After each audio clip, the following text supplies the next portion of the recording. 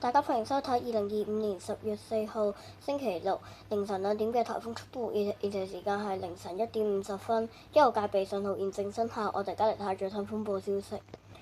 預料麥德姆會喺星期六早上同香港保持住500公里或以上嘅距離，1號戒備信號會喺星期六中午前維持。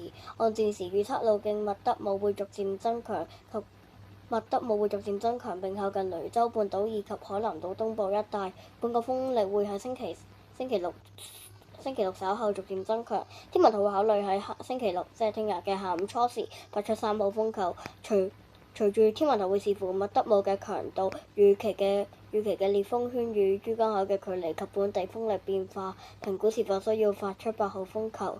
預料本港星期六日間仍然酷熱，受麥德姆嘅外圍雨帶影響，星期六稍後仍然會有幾陣狂風大驟雨及雷暴。星期日初時雨勢較多，可有大浪及湧浪，市民請遠離岸邊及停止所有水上活動。